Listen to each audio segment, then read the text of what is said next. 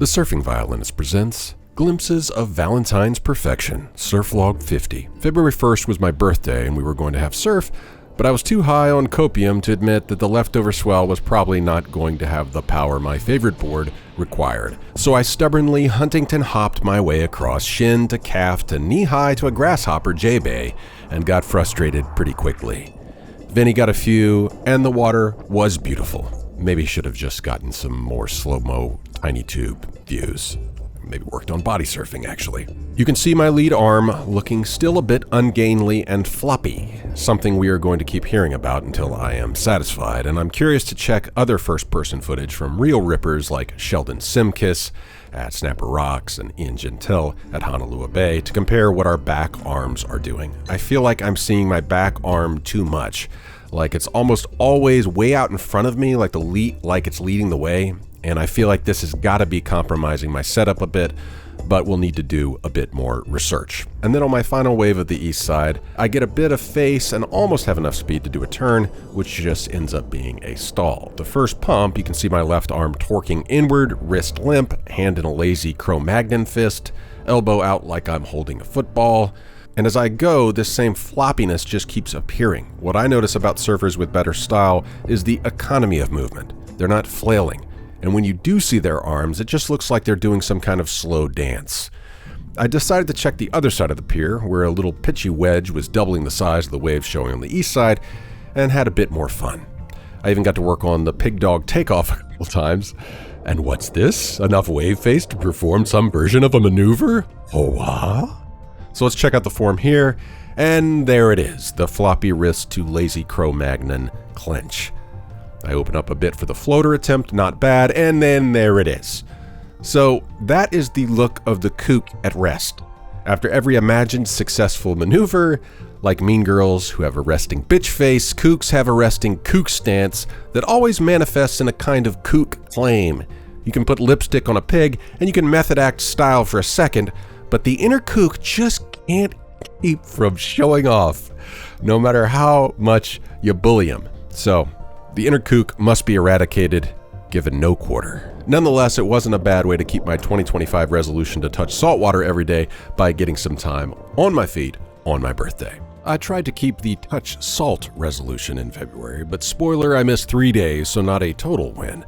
But recovery really is a necessary part of consistency, and that is kind of the danger of forcing these resolutions when things are slow, because when things get busy, you can find yourself in a real psychological dilemma that's just unnecessary.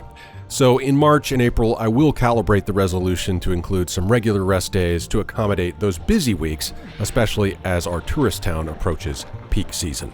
Occasionally, Mel and I would do a sunset fitness regimen together, her running for Burn to Earn challenge and me paddling or plunging. On February 3rd, I paddled while she ran, and even with the tiny conditions, I was able to get to my feet. And in truth, as jaded and frustrated with myself or Murphy's Law or life in general I can tend to get, it's pretty hard to stay mopey with views like this.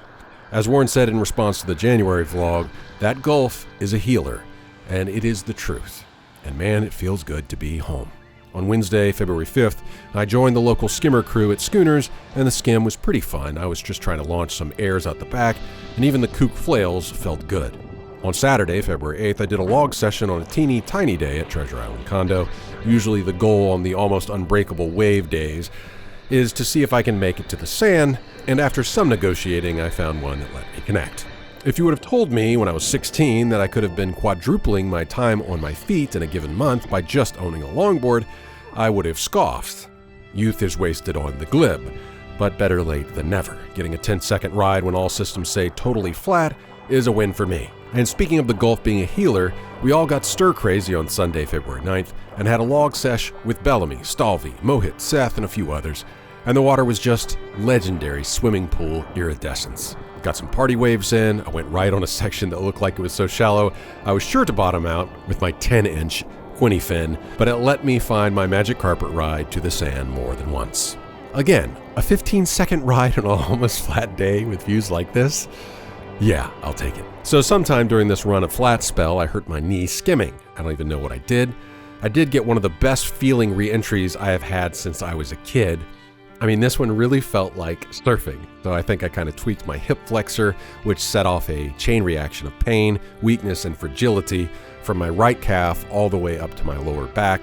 And I guess with my skim runs, I ran weird to avoid the hip flexor pain, and the knee was the scapegoat for this lack of awareness. It's been hurting ever since. I was worried that when we got waves, it would be a problem, but the nice thing about a new wetsuit is that it functions kind of like a de facto brace, and so weirdly enough, surfing felt better than even standing or walking.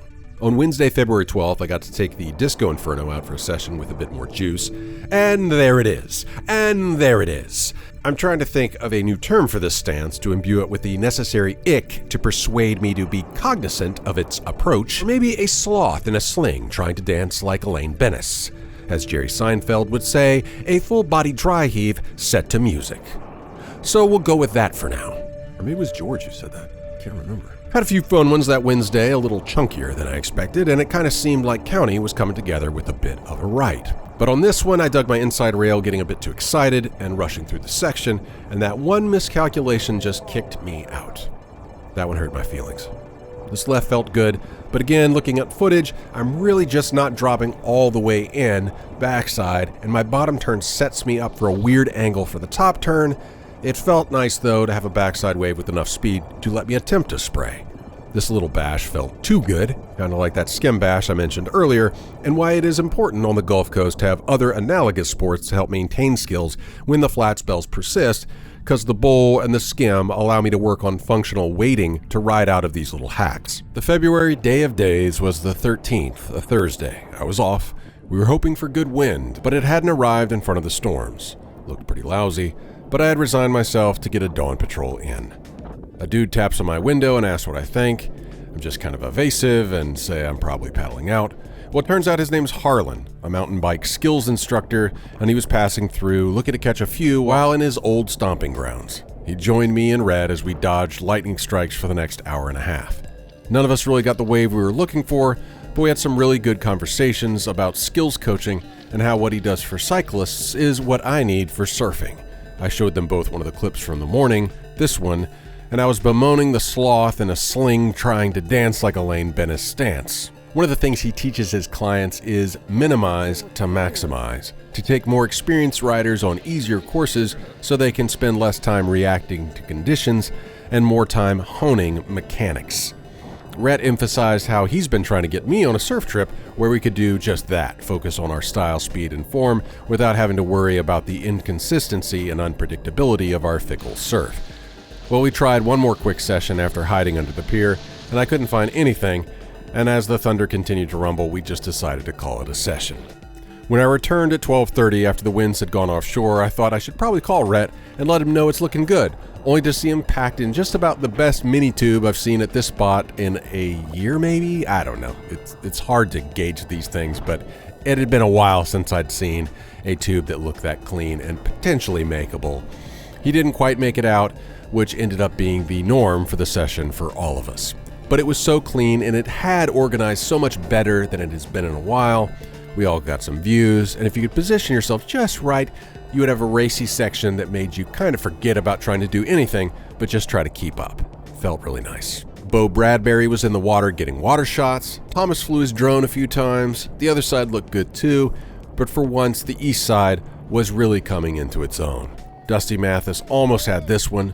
Joey Stead got some absolutely killer connections, including one all the way in, all the way out tube, which was hard to find because most of them would kind of almond and clamp. Stefan got the pick of the day from my angle, and Rhett ended his session with a full view and a full make. The vibes in the lineup were pretty good, but we had some visitors who had rented boards from Mr. Surfs, and one of them just paddled right around me for a wave. I let it go because we were all getting waves, but not 10 minutes later, he decided to drop in on Chase while I was paddling back out between them, so I yelled, "Hey, somebody's already on the wave." When he paddled back out, I approached him and said, "Just look, it's just like crossing the road, gotta look both ways." But before I even finished what I said, he said, "I didn't see him, I'm sorry." At this point, I should have said, "Yeah, you didn't see him because you didn't look both ways. I was looking right at you. You couldn't have seen him. You weren't looking."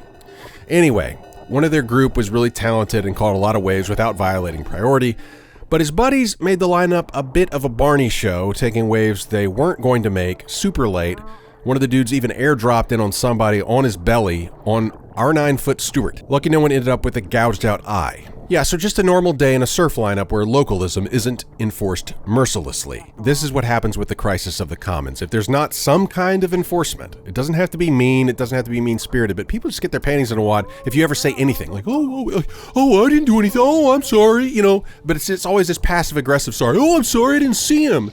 Like, I just would never talk like that to someone at Steamer Lane. When I got rebuked at Steamer Lane because I blew a takeoff, I just said, yes, sir. Like, I don't get it. I don't get it. I don't get going to some break you've never been and then getting passive-aggressively like, well, I don't know why you gotta be so mean. That's not being mean. I'm just talking to you. I didn't raise my voice. I didn't say anything mean. We don't have to have merciless localism, but this just passive-aggressive, toxic positivity. Oh, we're just having good vibes, man. You paddle out, you have dry hair, and you drop in on a local. That's not good vibes. Okay, I don't do that when I go other places. But the waves were great. Me and Carl Allen started getting into a rhythm on one section, and this was by far my best wave. Again, just felt good to keep pace with a racing section. On Valentine's, I got leftovers at the same spot on the log. The sunrise was just right, the clouds were popping, and the glassy remnants of the swell were so fun. By the time I reached the water on February 16th, most everyone else had had enough. But for some reason, I just had one of those serendipitous sessions when the waves just come to you. It was short, wind wave, mostly chop, but I just kept finding myself in decent positions for a section, and I felt like it was really the best I've surfed in a short period of time in years. This top turn for me was an accomplishment, even if a little late, and this one, even later, felt even better. Slight cameo of the sloth in a sling during the start of this one, but going back and watching footage of County, I realize how much I love the condo in the back, which during this light especially reflects the sunlight back in such a vibrant way. The freeze frames here on the right are often quite spectacular. Overall, it just felt great not having my arms pop up ungainly in every frame before and after a turn that felt good at the time. The rest of February was mostly paddles and plunges and a few missed days. For my birthday, Mel got me a subscription to Brad Gerlach's Wave Key, which I still haven't fully utilized, and I bought a new skateboard from Anchors. And with some old slime balls and new bearings, this thing screams. I think I'm going faster than I ever have. That about wraps up February. Onward and upward, lords and ladies. Until next time, keep it consistent, even if the surf isn't. Godspeed on your quest for speed, power, flow, style, and stoke ex-Howleys in training. To see these videos early, without ads, join the lineup here on YouTube. You just need a YouTube account, and for $1.99 a month, you click this little join button and sign up to get early and ad-free access to 4 monthly vlogs: the surf vlog, the violin vlog, the Masala vlog, and the family vlog. Thank you very much.